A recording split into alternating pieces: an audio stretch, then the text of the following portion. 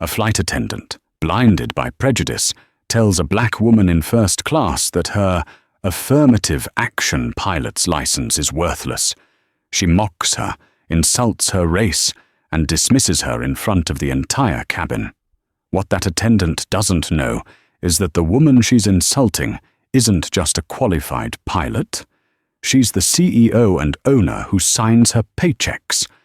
And when a terrifying mid-air emergency hits just moments later, the flight attendant is about to watch her entire life unravel at 35,000 feet as the woman she just tried to destroy is the only one who can step up to save the plane.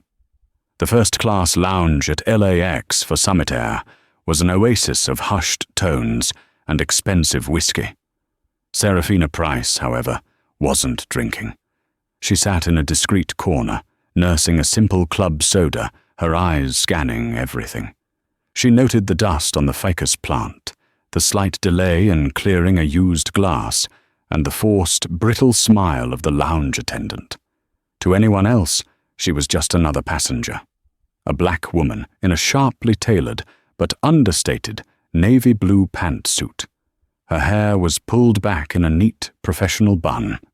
She looked successful, but not flashy. She blended in, which was precisely the point. Serafina Price wasn't just a passenger. She was the passenger. She was the founder, CEO, and majority shareholder of Summit Air. And she was on a warpath. For 3 months, complaints on the premier LAX to JFK route, Flight 227, had been skyrocketing. The complaints were vague but unsettling. Unprofessional conduct, hostile atmosphere, discriminatory service. They all centered on the first-class cabin, and one name kept appearing in the internal reports: Karen Taylor, a senior flight attendant with 25 years of service. Serafina believed in data. She could fire Karen from her corner office in New York, but she needed to see it for herself. Her father, a decorated pilot whose own career had been stalled by the quiet, pervasive racism of the 1970s, had taught her, "You can't fix an engine you haven't looked at." So here she was, booked under a low-profile corporate name, flying as a passenger on her own flagship aircraft, a state-of-the-art Boeing 787. At 10:00 p.m., boarding for Flight 227 began.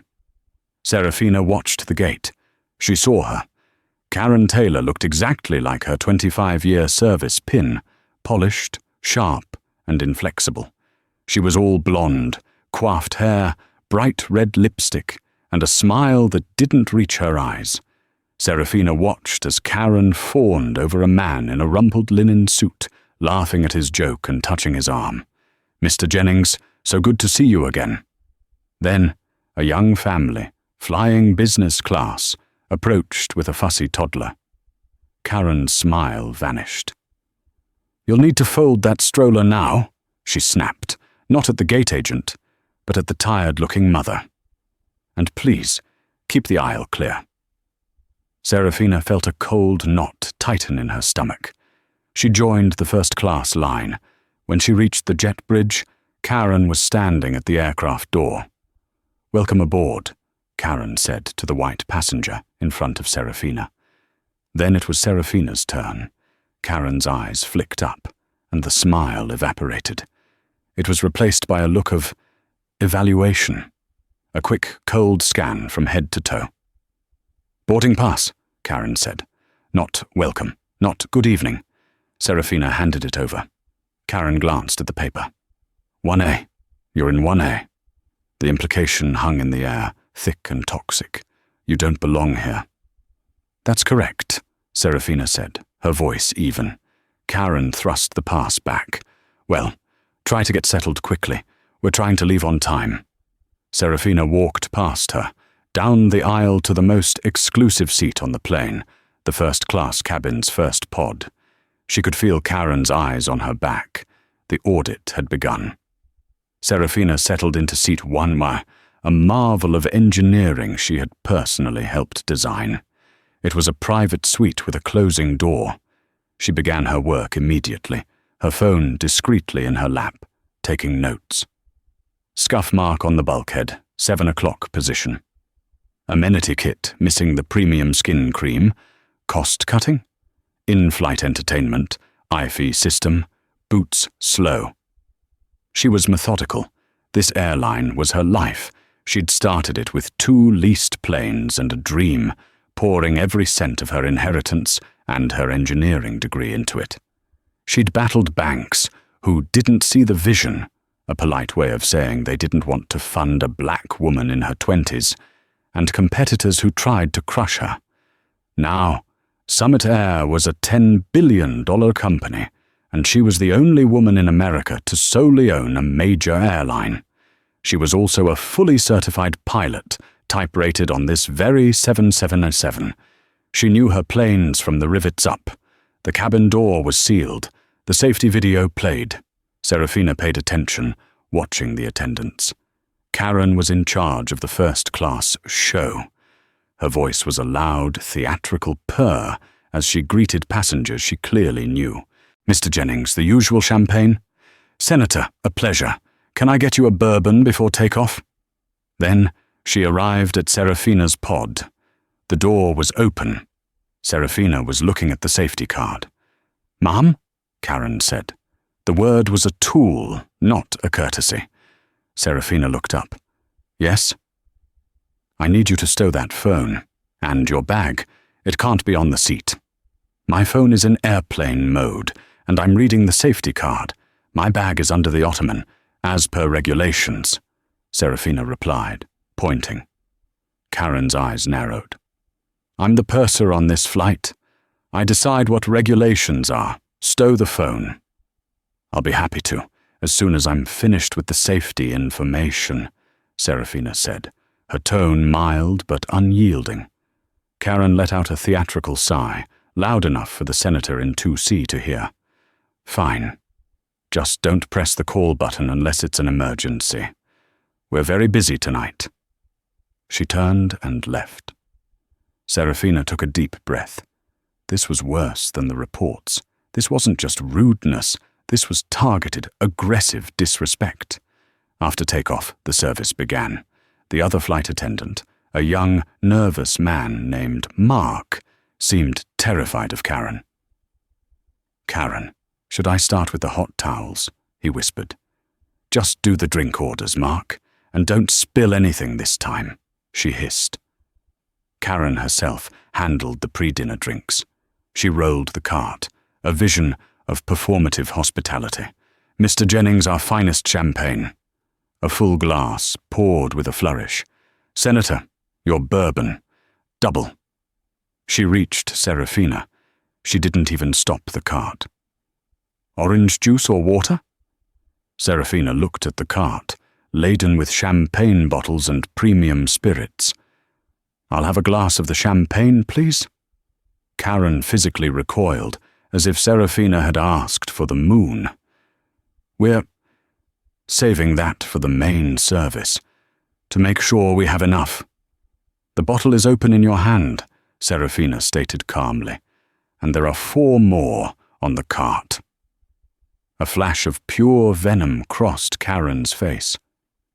"The airline has very strict policies on overserving. We don't want to waste the good bottles." "I'm asking for 1 glass of champagne, the same champagne you just served to 2D, Serafina said. The senator was watching. Mr. Jennings was watching. Karen was trapped. Her face turned a blotchy red. With a stiff, angry wrist, she grabbed a flute and poured. But it wasn't a pour, it was a splash. Less than a quarter of the glass, mostly foam.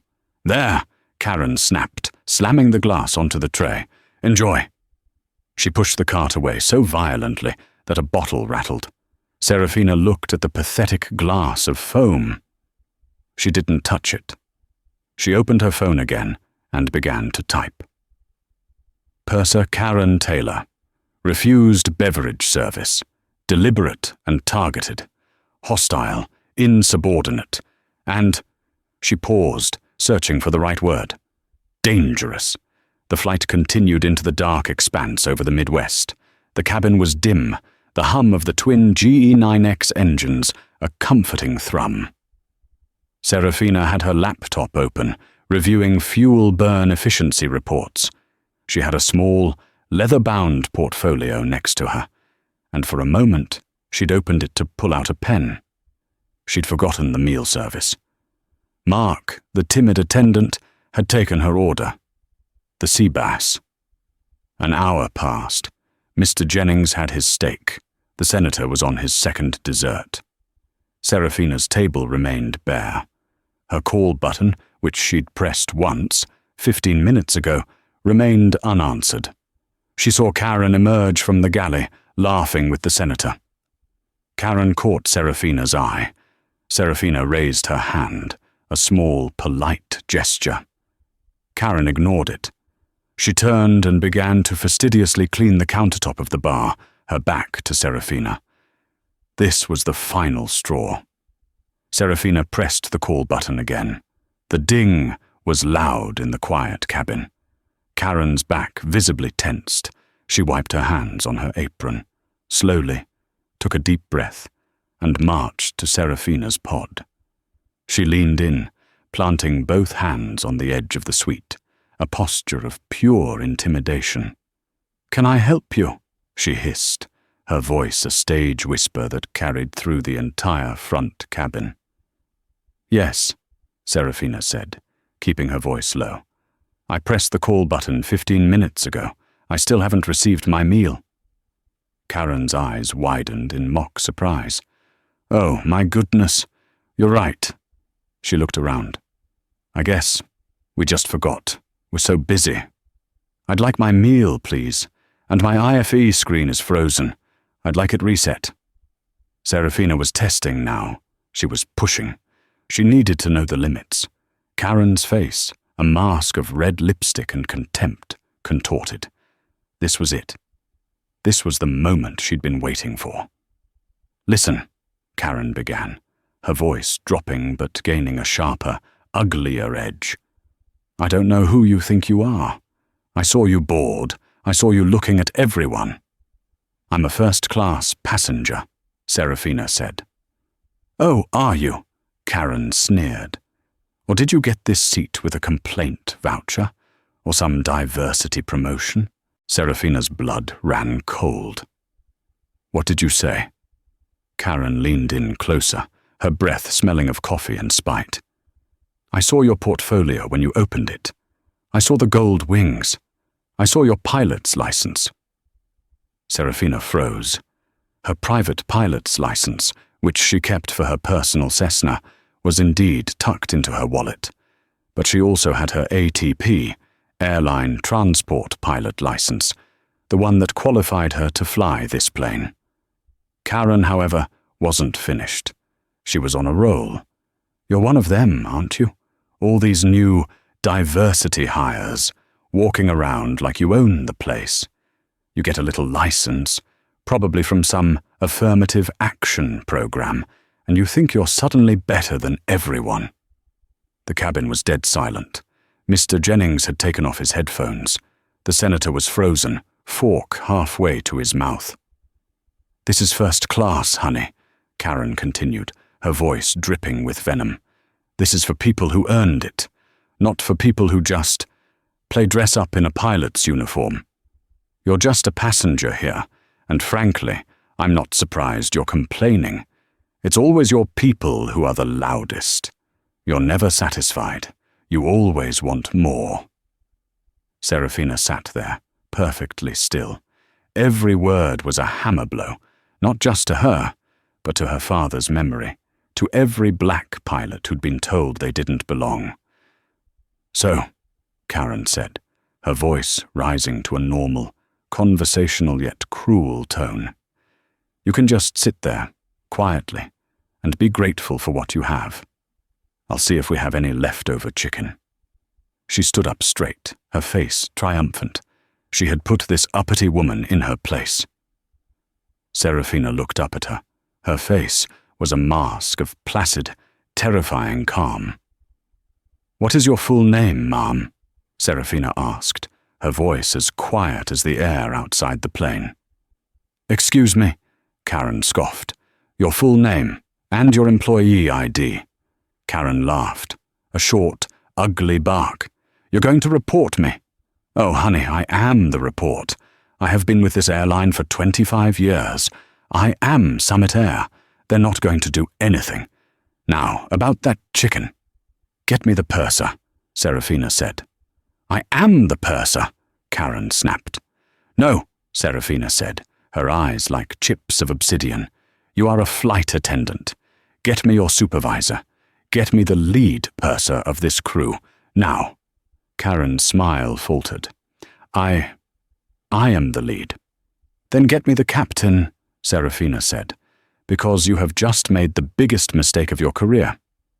Karen's smugness fractured, replaced by a flicker of uncertainty. You can't talk to the captain. We're in flight.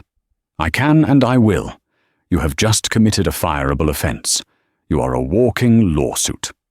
Now you will either call the cockpit and notify the captain of a level 2 passenger incident, or I will. You can't call the cockpit. Watch me, Serafina said. She reached for the handset in her suite, the one for the satellite phone. Karen's eyes went wide. She knew what that phone could do. She turned and fled to the galley. Serafina didn't bother with the phone. She knew what was coming. Karen returned, not with an apology, but with Mark, the young attendant, who looked like he was about to be sick. Mark, tell this passenger that I am the purser, Karen demanded. Mark wrung his hands. Mum, Karen, she is the lead purser on this flight. And you, Mark, Serafina said, cutting him off, are an accomplice. You've stood by and watched her harass a passenger. You've failed to do your job. Your name. Now. I'm Mark. Mark Peterson. It's all noted, Serafina said, opening her phone and typing, very deliberately. Karen was about to speak again, to unleash another torrent, when a sharp, double-ding chime echoed from the galley. The internal phone, the one from the cockpit. Karen and Mark both jumped. Karen's face went white. A call from the cockpit, unscheduled, was never good. Go answer it, she hissed at Mark. Mark scurried away. He returned a second later, his face pale and clammy. Karen, it's Captain Miller, the co-pilot. Robert, he's sick. Really sick. He thinks it was the fish from the crew meal at LAX. He's incapacitated. Karen's jaw dropped. What? What does that mean? He's asking. Karen, he's asking. Mark was hyperventilating. He's asking if there's a doctor on board. No, wait. He's asking if there's a pilot. A licensed pilot. On the passenger list. A heavy, suffocating silence fell over the first-class cabin. An incapacitated co-pilot was a serious emergency. The captain could land the plane alone, but it was incredibly high risk, especially a heavy 777. Karen was frozen, her racist tirade forgotten, replaced by pure, unadulterated panic. This was her flight, her responsibility. Well, do something, she shrieked at Mark. Make an announcement. Mark fumbled for the intercom. Ladies and gentlemen, is there a doctor? A pilot, you idiot! Karen screamed. He needs a pilot! Serafina Price closed her laptop with a quiet, final click. She stood up. Her 5'10" frame, clad in the severe navy pantsuit, seemed to command the entire cabin. The senator, Mr. Jennings, Karen, Mark. All eyes were on her. She looked at Karen, whose mouth was hanging open, a cartoon of disbelief. My name, Serafina said, her voice cutting through the panic like a diamond blade, is Captain Serafina Price. I am an airline transport pilot, license number 7749B. I am type-rated on this aircraft, the Boeing 737-300ER, with over 6,000 hours of flight time. She reached into her wallet, the one Karen had mocked, and pulled out her FAA-issued ATP license, the one with her picture and the official gold seal. She held it up for Karen to see. You, Serafina said, are going to get me the captain. You are going to do it right now, and then you are going to go to the back of the plane, and you are not going to say another word for the rest of this flight. Karen just stared, her mind unable to compute. The woman, the black woman, the affirmative action hire, was a 707 captain. Now, Karen. Serafina's voice was not a request. It was a command, forged in the steel of boardrooms and the pressure of a cockpit. Karen physically flinched and stumbled backward. Serafina was already moving. She didn't wait for permission. She strode to the galley, picked up the crew phone, and pressed the button for the cockpit. This is Captain Serafina Price from Seat 1A. I am ATP certified on this airframe. What is your status, Captain? A voice, strained with relief, came back. Thank God. Captain, this is Miller. My FO is down. I need you. I need you now. Serafina looked at Mark. Guard the cockpit door. Do not let her. She jerked her head toward Karen. Anywhere near it. She punched in the cockpit door's emergency access code, a code she herself had helped set as a company-wide policy. The heavy door clicked open. As she stepped through it, she paused and looked back one last time at Karen Taylor. Karen was clutching a counter, her entire body shaking, her face a mask of dawning, abject horror. The insult was just moments old, and now the woman she had tried to humiliate was the only person on the plane who could help save it. The cockpit was a small bubble of calm technology against the chaos. Captain Miller, a man in his late 50s with a graying mustache, was flying the plane and managing the emergency, his face slick with sweat. In the right-hand seat, the co-pilot, Robert, was slumped over, clearly in agony, groaning. "Get him out of the seat," Serafina ordered. Miller nodded, unbuckling. "Mark, get in here." Mark, shaking, helped Serafina and Miller unbuckle the co-pilot and move him to the small jump seat area behind the pilots, where he could lie on the floor. "Captain Price," Miller said, nodding to the right-hand seat. "She's all yours." Serafina slid into the co-pilot's seat. It was a familiar, comforting fit. She put on the headset, and suddenly, the world simplified. There was only the aircraft, the sky, and her mission. "My controls," she said, her hands finding the yoke. "Your controls," Miller confirmed. Her fingers danced over the console, her eyes scanning the complex array of instruments. "Status?" "Autopilot engaged. We're at flight level 370. FO became incoherent about 10 minutes ago. I've declared an emergency with Salt Lake Center. We're diverting to Salt Lake City. But I haven't flown a solo landing in a 707 in 15 years. I need a second set of eyes." "You've got them," Serafina said. Her voice was pure confidence. "Salt Lake Center, this is Summit 227. We now have a second qualified pilot in the cockpit." She began the cross-check, her eyes moving in a practiced, rapid pattern. "Fuel is balanced. Engines are green. Hydraulics green. Electrics normal. What's the weather at Salt Lake?" Miller looked at her, a strange expression on his face. You're good." "Let's focus on the aircraft, Captain," Serafina said. For the next 45 minutes, they worked. Serafina handled the radios, her voice a calm, professional monotone that soothed the air traffic controllers on the ground. She configured the plane for landing, calculating their approach speed, their flap settings, their landing weight. She was flawless. Miller, his initial panic gone, watched her with growing respect. "Price, I don't know that name. You fly for us?" "You could say that," Serafina said. "Approaching 10,000 feet. Landing checklist, please." They ran the checklist. Miller took the controls for the final approach, but Serafina was his other half. "Flaps 20, he said. "Flaps 20. Set," she confirmed. "Gear down. Gear down. 3 green." The plane descended through the dark, the lights of Salt Lake City glittering below. You saved my bacon, Captain Price," Miller said, as the runway threshold rushed up to meet them.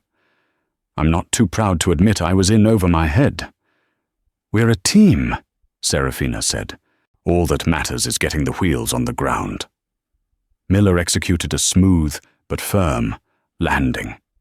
The moment the 777's tires screeched on the tarmac, a wave of applause erupted from the cabin. Serafina and Miller didn't hear it. They were already working on the post-landing procedures, taxiing the massive jet toward the gate where paramedics and airline officials were waiting. As they shut down the engines, Miller finally unbuckled and turned to her, extending his hand. "Serafina Price, I owe you my flight and maybe my career. Thank you. Who do you fly for? Delta? American? I'll write you a commendation." Serafina looked at him, her headset still on. "I fly for Summit Air, Captain Miller." You do? I've never seen you. Are you new?" "No," Serafina said, a small, cold smile touching her lips. "I'm not. Now, if you'll excuse me, I have one last piece of business to attend to." She took off the headset, the cockpit's hum returning. The emergency was over. The real work was about to begin. The moment the 7721's engine spooled down at the gate in Salt Lake City, the cabin's emergency silence was shattered.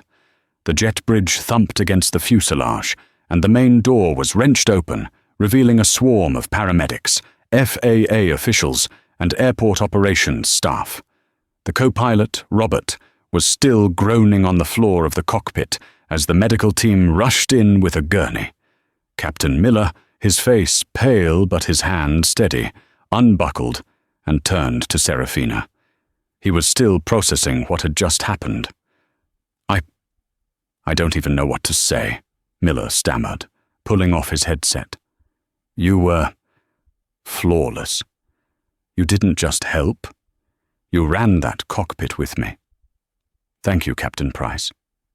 "We got the plane on the ground, Captain Miller," Serafina said, her voice crisp as she completed the shutdown checklist.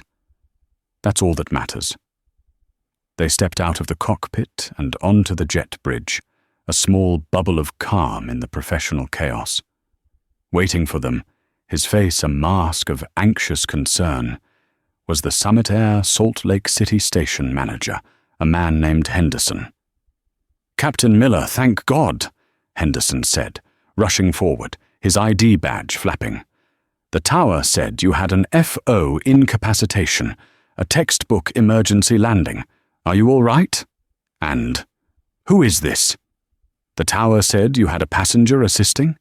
Miller, riding a wave of adrenaline and profound relief, clapped Serafina on the shoulder. "Mr. Henderson, this is Captain Serafina Price. She's the only reason this wasn't a catastrophe. She was a passenger in 1A. She's rated on the 777. She took the right seat like she was born in it, handled all comms, ran the checklists cold, and kept me focused. I have never, in 30 years, seen anything like it. She's the real hero here." Miller turned to Serafina, his expression full of professional admiration. "Captain Price, I will be writing a commendation to... Who do you fly for? Delta? American? Whoever they are, they're lucky to have you." But Henderson wasn't listening to Miller. He was staring at Serafina. His professional smile had frozen. It then seemed to melt, sliding off his face as all the color drained from it. He looked, in that instant, like a man who had just seen a ghost. His eyes flicked from Serafina's face to the Summit Air logo on the jet bridge wall, and then back. A slow, dawning, abject horror filled his expression. Ms. Price," Henderson stammered, his voice a full octave higher. Is that you? I had no idea you were on this flight. Oh my God, are you all right? We weren't expecting you. I mean, not for an audit. Not like this. Captain Miller's head snapped back and forth between them, his brain struggling to connect the dots. Miss Price? What? What's he talking about? Audit? He looked at Henderson's panic. He looked at Seraphina's unreadable, icy calm. Wait, Miller said, the name finally clicking in his mind. Price. As in Summit Price. As in Seraphina Price. The Seraphina Price. Seraphina finally broke her silence. She gave Henderson a single, tight, professional nod. Mr. Henderson, I am fine. The aircraft is fine.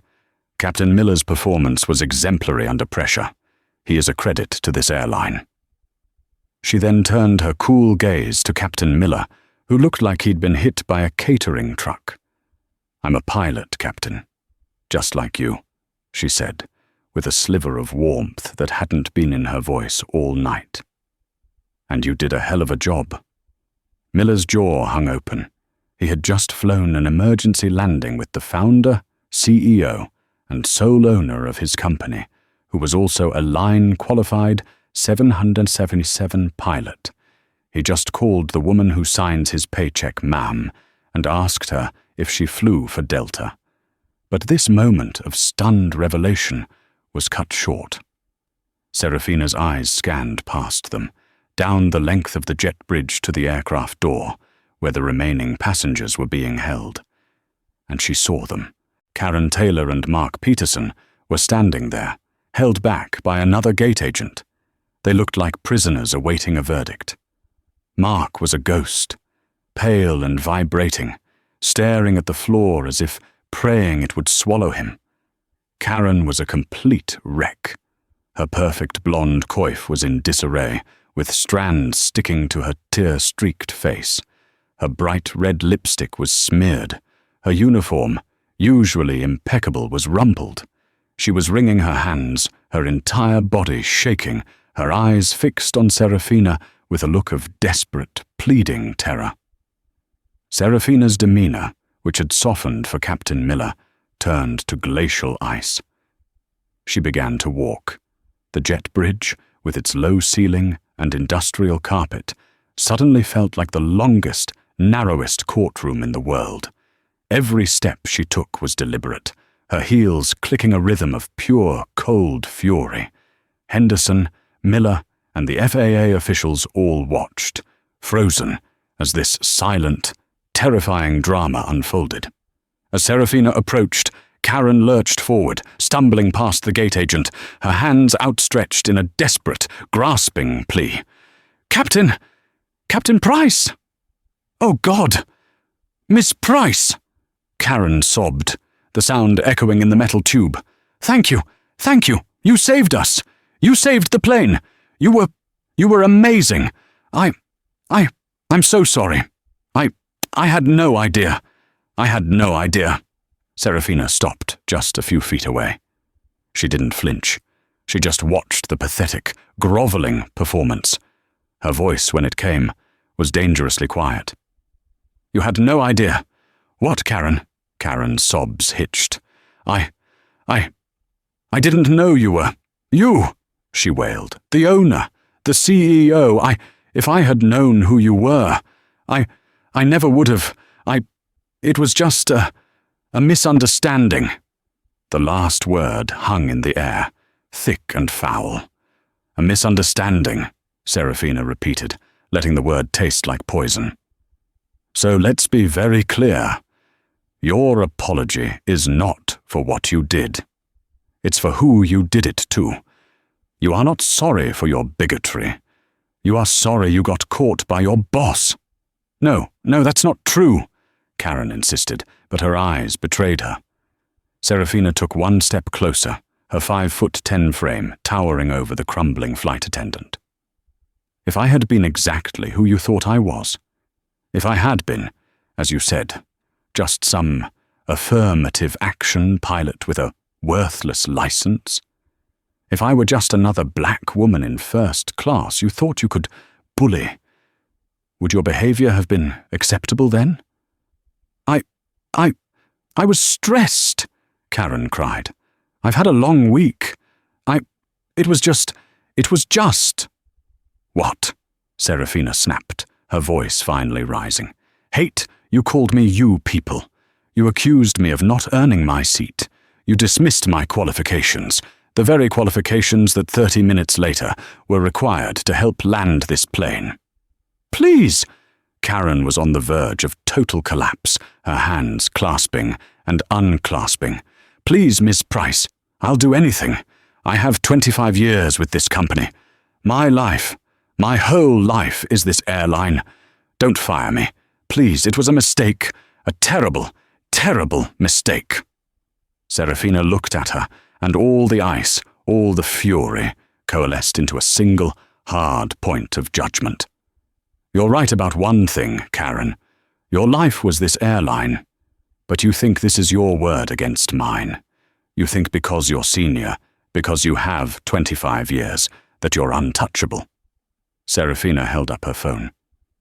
When you leaned into my pod to intimidate me, she said, her voice dropping back to that chilling, precise calm.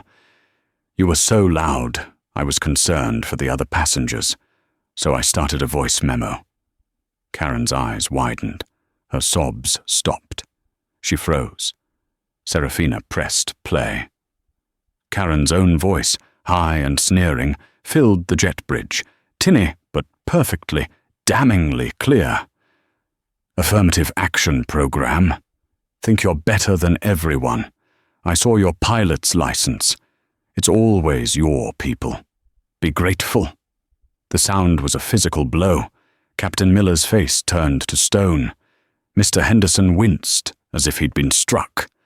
And Karen Taylor, she collapsed. She didn't faint. She simply crumpled, her legs giving way, her hands hitting the dirty carpet as a desperate animal wail tore from her throat. This was it. The public humiliation, the undeniable proof. The hard karma had landed, not from the sky, but from the palm of Serafina's hand. Serafina pressed stop. The sudden silence was deafening.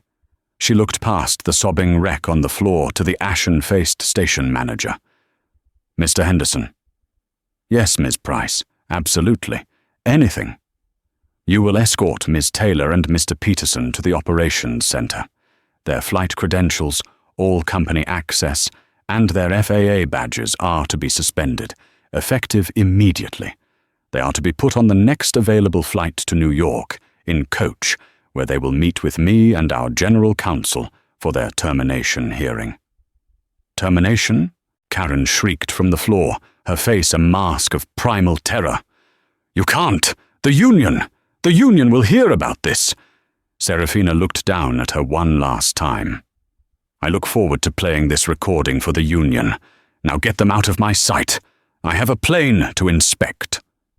The termination hearing was a phrase that implied a negotiation, a hearing of both sides. This was not that. This was a sentencing.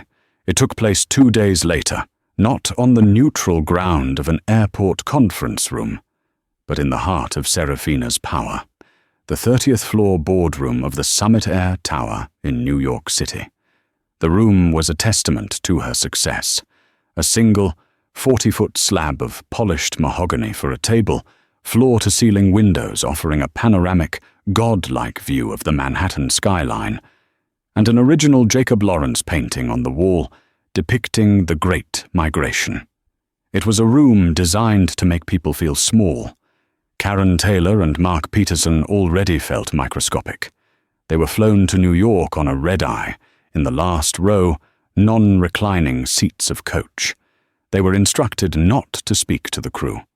Upon landing at JFK, they were met by a stern-faced corporate security guard, not an airline employee, but a private contractor, who escorted them, without a word, to a black sedan.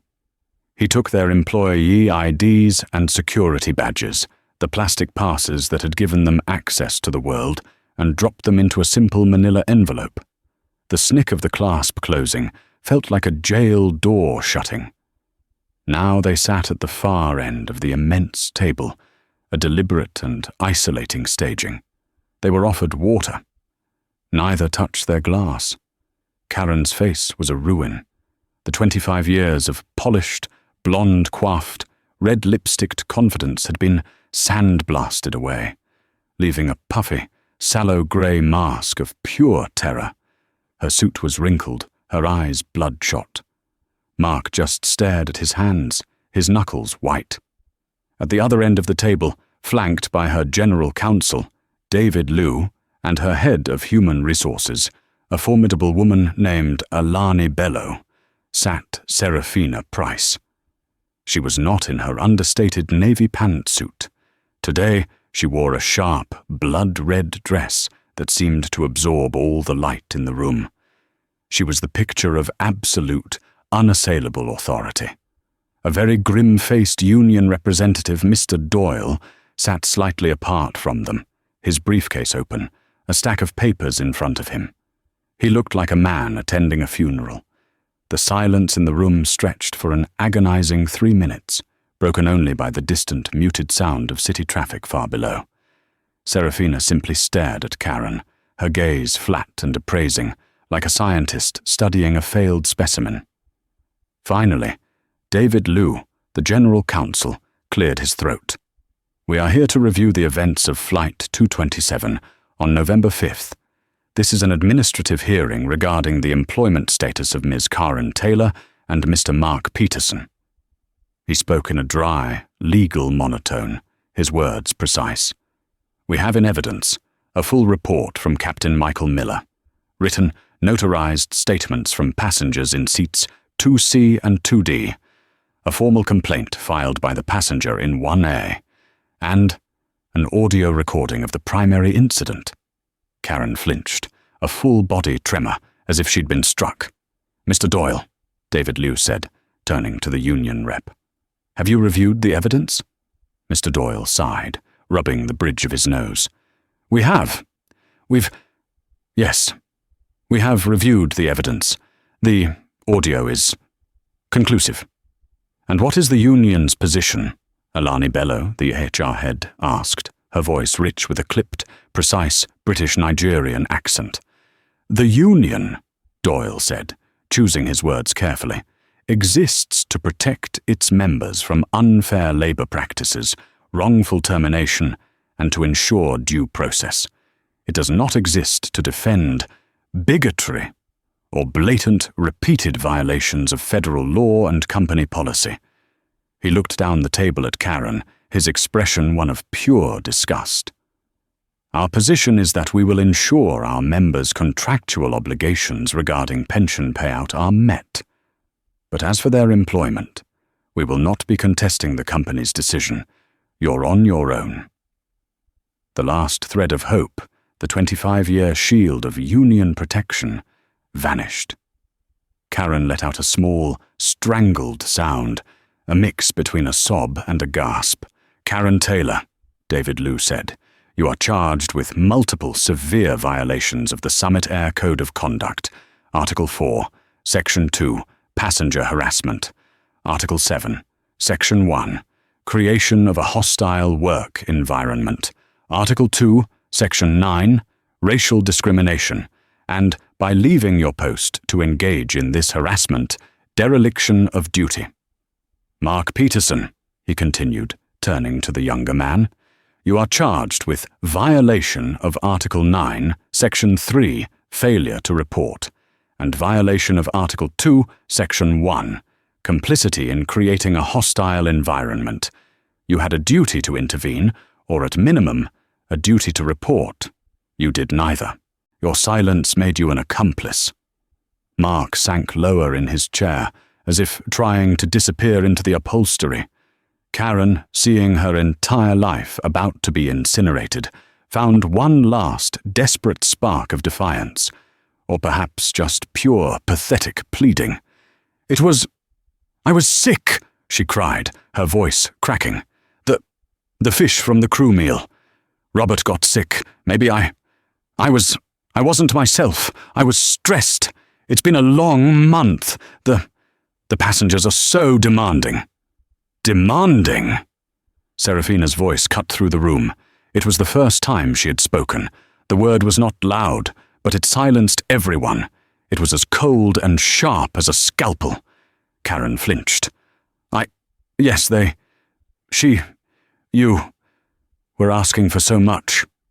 I asked for a glass of champagne, Serafina stated, the one you were serving to others. I asked for the meal I ordered. I asked for my IFE to be reset. These are not demands. This is the service you were contracted to provide, the service I pay you for. Please, Karen pushed her chair back, her voice rising to a wail. Please, Serafina, Ms. Price, please. I have 25 years with this company. 25 years of perfect service. My whole life is this airline. Don't do this. It was one mistake. One stupid mistake. My pension, my flight benefits. Please, I'm begging you, I'm sorry. I'm so sorry. She was weeping now, openly, her makeup streaking down her puffy face. It was a grotesque, desperate performance. Serafina Price stood up. She didn't walk around the table. She walked to the giant window, her back to the room, looking down at the city she had conquered. For a full minute she said nothing, letting Karen's sobs echo in the pristine, corporate silence. When she finally spoke, her voice was quiet, reflective, and all the more terrifying for it. My father, she began, was a pilot, one of the best. He flew in the Air Force. He loved the sky. When he left the service, he wanted to fly for the majors. This was in the 1970s. He had more hours, more ratings than any of the white pilots he was up against. She turned from the window, her eyes fixed on Karen. He never got the job. They told him it was his attitude, that he wasn't a team player, that he wasn't a good fit for the company. He was told by one recruiter, and my father remembered the man's name, William Hayes, that the passengers just weren't ready to see a black man in the cockpit. He spent the rest of his life flying cargo in a drafty DC-3 just to stay in the air. He died thinking that the industry he loved would never love him back. Serafina took a few steps, closing the distance down the table. I built this airline, Karen. I built it from 2 leased planes and a mountain of debt. I built it with my father's flight logs on my desk. I built it on a single, non-negotiable principle, that Summit Air would be a place where everyone belonged, where the only thing that mattered was excellence, where no one would ever be judged for the color of their skin, not in the cockpit, not in the boardroom, and not in the cabin. She was standing only a few feet from Karen now, her shadow falling across the table. For 25 years, you haven't just been an employee in my company. You've been a guest in my house. You've worn my uniform, which is my family's name. You have taken my salary. And in return, you were asked to do one thing: get our passengers to their destination safely and with respect. And you failed. It was one time, Karen shrieked. Was it? Serafina shot back. The complaints I've been reading for 3 months, the ones I flew to LA to investigate, the ones that all mentioned a senior blonde flight attendant on Flight 227, the ones that described a hostile and unprofessional atmosphere. You're a predator, Karen. You seek out people you think are weak, people you think you can diminish to make yourself feel powerful. You've been doing it for years. I just happened to be the one you finally said it to, out loud. I was the one you couldn't bully. I was the one who owned the plane. Serafina returned to her seat. The judgment had been delivered. Now, the sentence. Alani, Serafina said, nodding to her HR head. Alani Bello looked down at her papers. Ms. Taylor, your employment with Summit Air is terminated, for cause, effective immediately. The words hit like a physical blow.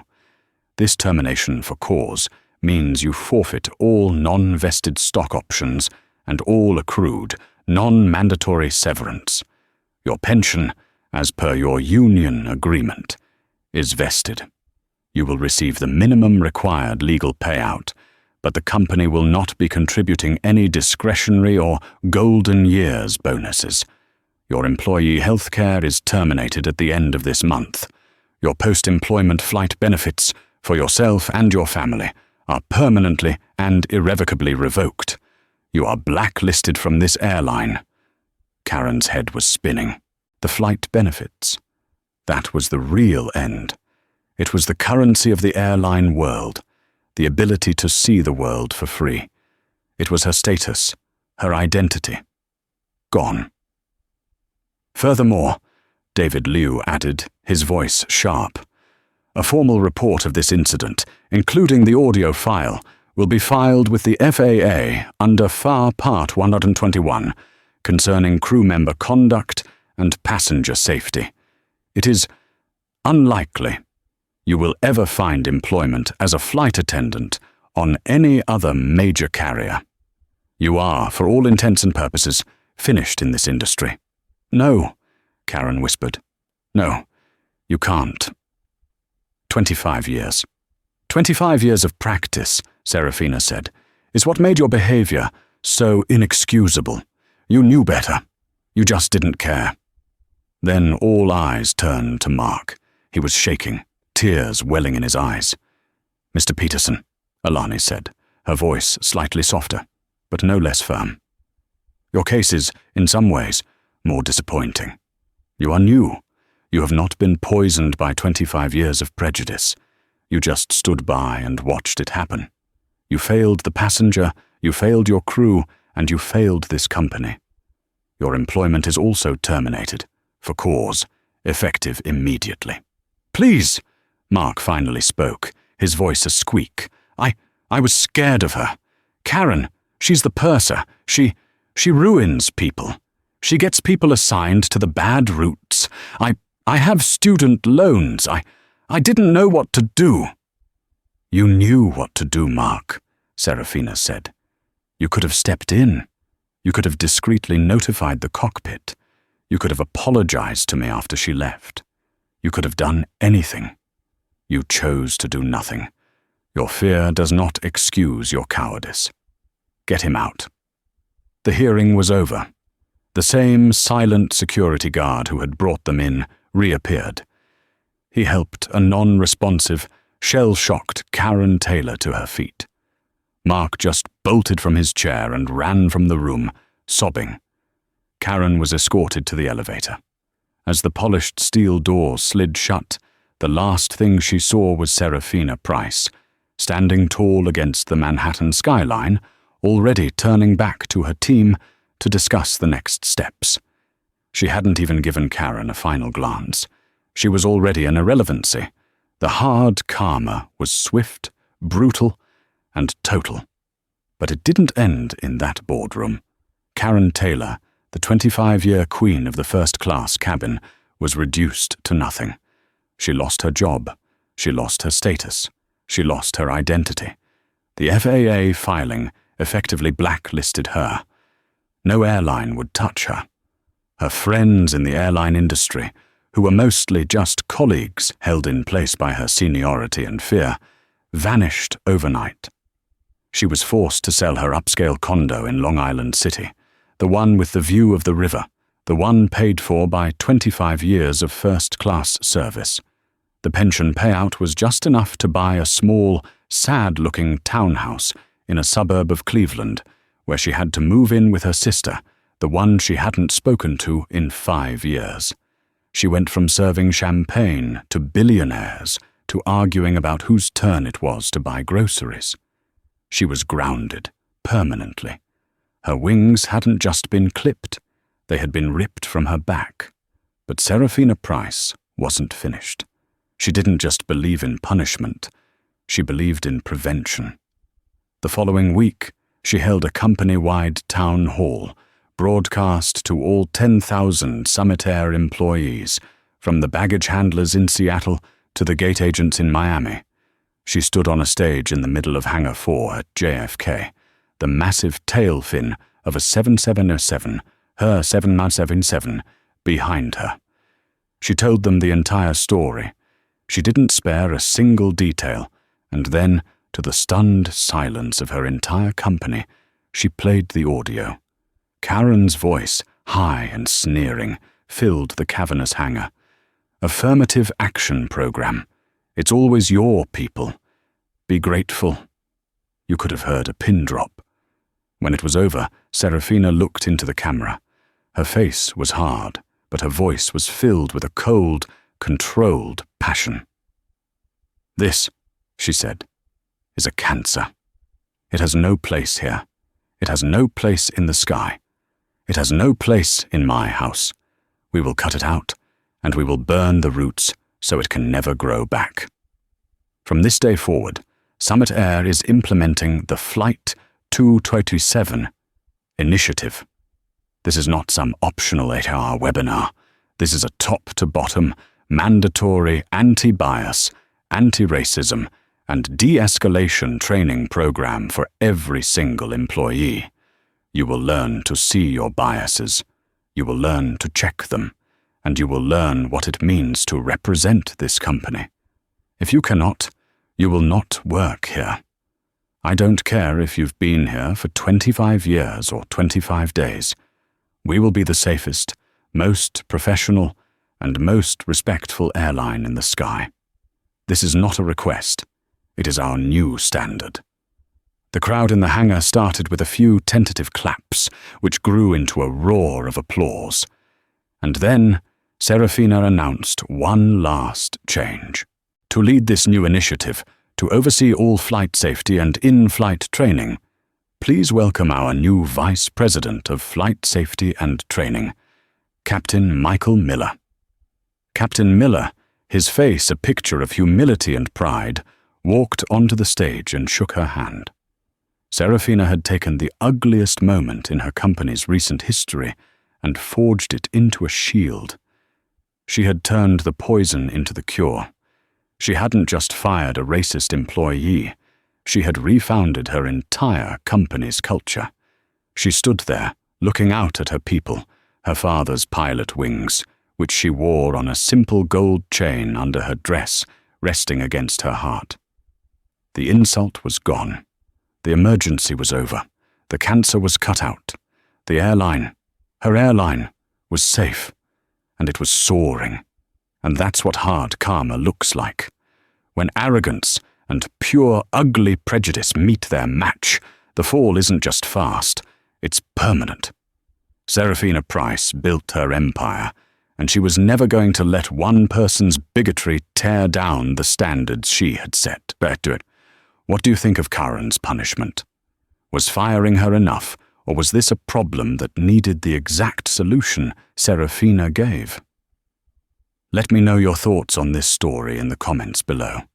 If you love stories where the bully finally gets exactly what's coming to them, and where the hero rises above it all, make sure you hit that like button, share this video with someone who needs to see justice served, and most importantly, subscribe to the channel for more real-life drama and hard karma stories every single week. We have new stories coming, and you don't want to miss what happens next. Thanks for watching.